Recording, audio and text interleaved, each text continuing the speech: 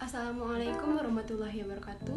Perkenalkan, nama saya Vika Zuhada Putri dengan NIM 2137057 dan saya sekelompok dengan Jihan Fadilah, di mana untuk proyek fisika terapan ini kami memilih materi fluida dinamis hukum Bernoulli dan kami membuat kincir air. Perkenalkan, saya Jihan Fadilah dengan NIM 2113741 Teknik Pertambangan. Sebelum kita memasuki materi kita yaitu fluida dinamis, tonton dulu yuk bagaimana cara pembuatan kincir air. Untuk alat dan bahannya, yang pertama adalah stik es, lem kayu, korek api, tutup botol bekas, lem lilin, serta kaleng bekas, lidi, dan sedotan. Selanjutnya kita masuk ke langkah-langkah kerjanya. Yang pertama, kita rekatkan tutup botol bekas dengan ujung stik es.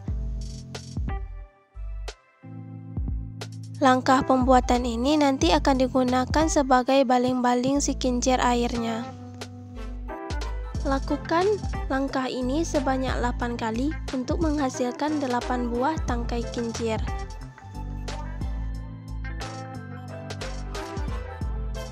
Langkah selanjutnya, buat poros dari karton bekas.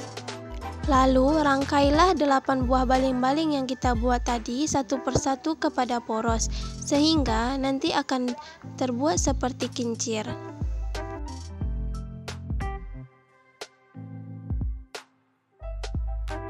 Langkah selanjutnya, buatlah poros dari 2 buah tutup botol yang sudah dipipihkan. Kemudian bolongkan tengah-tengah dari tutup botol tersebut menggunakan paku. Kemudian rekatkan tutup botol tersebut antara belakang dan depan kincir air. Lalu masukkan lidi ke tempat yang sudah kita bolongkan tadi. Selanjutnya kita buat dudukan untuk si kincir air. Terlebih dahulu kita potong stik es sesuai dengan bentuk yang akan kita buat. Selanjutnya kita buat tiang seperti huruf Y sebanyak 2 buah. Lalu bangunan penyangga sebanyak 2 buah.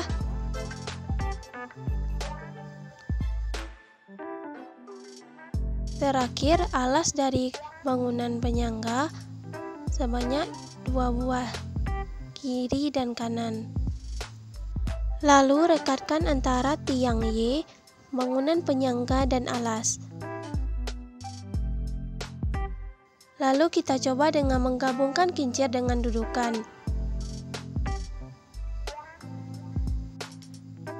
Tes kincir air tersebut dengan cara kita memutar kincir airnya. Selanjutnya kita masuk ke dalam pembuatan air mancur. Untuk membuat dudukannya kita gunakan stik es. Kita rekatkan antara bagian bawah dan bagian atas sehingga terbentuk seperti persegi, masing-masing bagiannya sebanyak 2 buah. Lalu kita buat tiangnya menggunakan stik es dengan bentuk berdiri di sudut-sudut setiap stik es bagian bawah.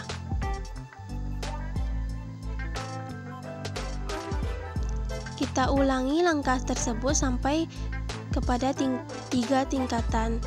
Dan di bagian atas kita buat penutupnya seperti jaring-jaring. Lalu bolongkan kaleng di bagian bawah dan bagian atas dengan sisi yang berbeda.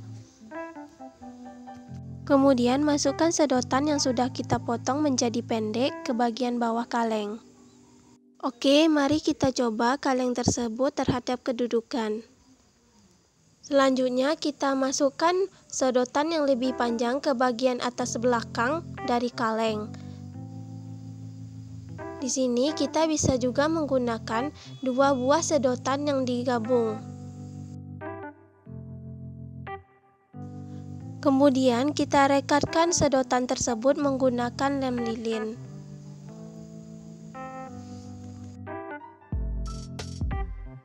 Dan inilah hasilnya.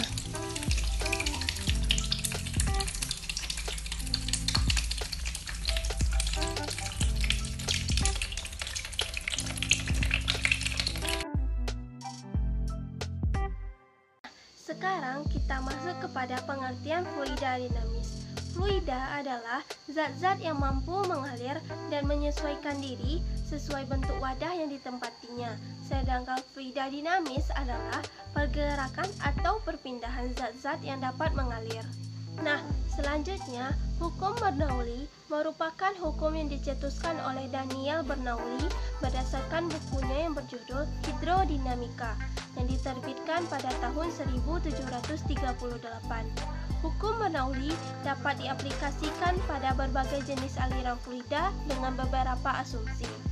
Hukum Bernoulli menyatakan bahwa tekanan dari fluida yang bergerak seperti udara akan berkurang ketika fluida tersebut bergerak lebih cepat. Untuk persamaan Bernoulli dapat dituliskan sebagai berikut. Hukum Bernoulli dapat diaplikasikan pada banyak hal dalam kehidupan kita. Salah satunya, teorema Torricelli menyatakan bahwa kecepatan semburan air melalui lubang yang berjarak h dari permukaan air sama dengan kecepatan jatuh bebas air dari ketinggian h. Salah satu alat yang menggunakan prinsip fluida dinamis adalah kincir air. Nah, teman-teman, ini adalah desain dari kincir air bebas energi.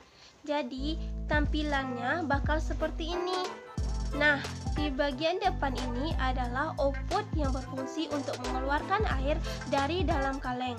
Nah, bagian belakang ini yaitu sedotan yang panjang akan kita letakkan gelas yang berisi air, kemudian sedotan yang berada di belakang itu kita sebut dengan input. Nah, di bagian depan ini akan keluar air dan jatuh, maka air dalam kaleng akan berkurang.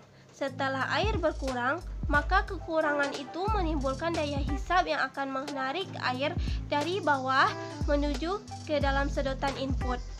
Nah, setelah itu, air yang jatuh akan melewati kincir air yang menyebabkan kincir air berputar, kemudian air akan kembali diserap masuk ke dalam kaleng melalui sedotan input dan akan dikeluarkan kembali melalui lubang output dan begitu seterusnya.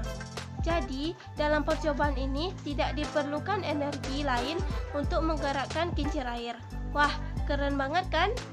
Atau kita bisa deskripsikan dengan prinsip kerja kincir air, yaitu dengan memanfaatkan papan-papan kayu sebagai tempat mengarahkan air kepada kincir air, yang mana gelas ini bisa kita ibaratkan sebagai air yang mengalir di sungai. Nah, untuk membuat air tetap mengalir di dalam kaleng, saya menggunakan kaleng yang tertutup rapat, di mana ruang dalam kaleng secara penuh diisi oleh zat fluida. Air masuk melalui sedotan, terus masuk menuju lubang yang berada di bagian atas kaleng. Setelah tekanan dan volume zat cair yang paling saling bertumbukan atau penuh, maka air terdorong keluar melalui lubang yang berada di bagian bawah kaleng. Sekarang kita masuk kepada pembahasan. Pembuatan alat kincir air ini menerapkan hukum Bernoulli karena kebocoran yang terjadi pada kaleng merupakan penerapan dari hukum Bernoulli dengan teorema Torricelli. Kebocoran air pada kaleng ini mampu menggerakkan kincir air. Nah, data-data yang dapat kita dapatkan adalah H sama dengan ketinggiannya sejauh 40 cm, H2-nya 30 cm, dan gaya gravitasinya 9,8 meter per second. Untuk rumusnya yaitu V sama dengan akar 2G kali H1. Ayo kita cari. V sama dengan akar 2 dikali 9,8 dikali 0,4 dikurang 0,3 meter. V sama dengan akar 2 dikali 9,8 dikali 0,1. V sama dengan akar 1,96. Nah, V-nya adalah V sama dengan 1,4 meter per second. Jadi, kecepatan aliran air pada lubang yaitu 1,4 meter per second. Nah, selanjutnya kita bisa juga mencari jarak pencarian air dan waktunya. Untuk jarak, rumusnya yaitu 2 dikali akar H1 dikali H2. Ayo kita cari. X sama dengan 2 akar 0,1 dikali 0,3 meter. X sama dengan 2 dikali 0,17. dan X-nya adalah 0,34 meter. Dan untuk mencari waktunya adalah dengan rumus T sama dengan akar 2H2 per G.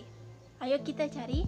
T sama dengan akar 2 dikali 0,3 per 9,8. T sama dengan akar 0,0612. Dan T-nya adalah 0,24 second. Nah, dari waktu yang kita dapatkan, kita bisa mencari jarak dengan rumus yang berbeda, yaitu jarak adalah V dikali T. X sama dengan 1,4 dikali 0,24 dan X-nya adalah 0,34 meter. Nah, ini samakan hasilnya dengan cara yang pertama. Nah, jadi jarak pencarian air sejauh 0,34 meter selama 0,24 detik.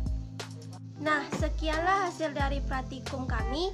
Saya Jihan Fadilah dan Fika Zuhada Putri sebagai partner saya mengucapkan terima kasih. Semoga bermanfaat. Assalamualaikum warahmatullahi wabarakatuh.